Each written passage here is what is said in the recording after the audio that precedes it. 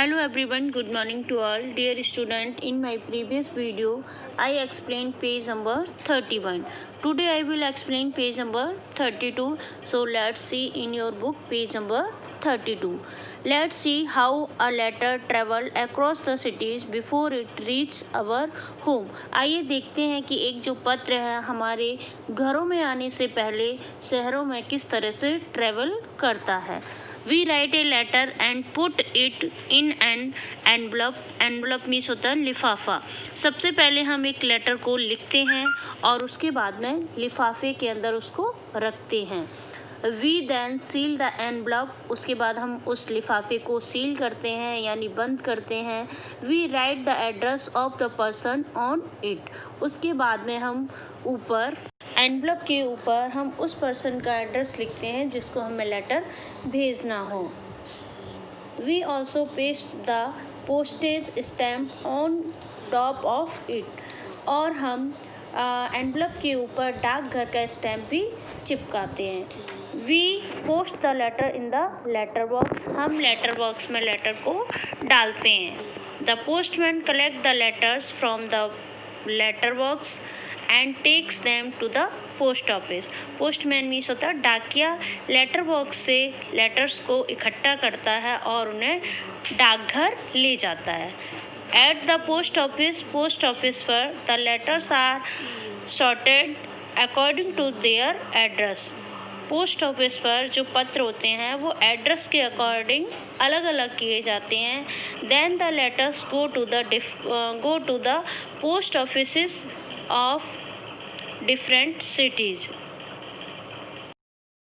Means तब पत्रों को अलग अलग शहरों के अलग अलग डाकघर के ऑफिसों में भेजा जाता है. Postman delivers these letter to the letter boxes in our homes. Means postman इन पत्रों को लेटर बॉक्स से निकाल के हमारे घरों तक पहुंचाता है. डिड यू नो, क्या तुम जानते हो, we put stamps on the letters before posting them. Means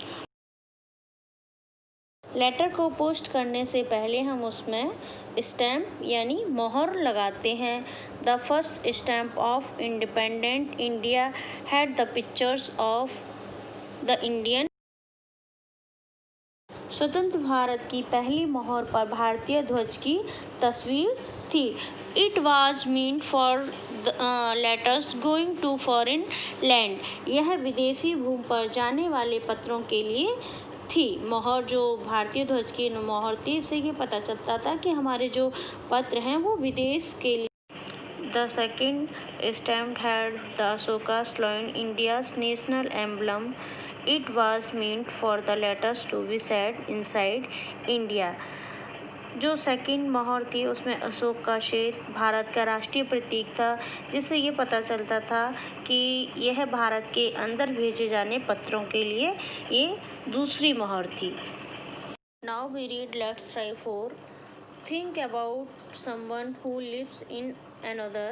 Means उसके बारे में सोचो जो दूसरी जगह रहते हैं.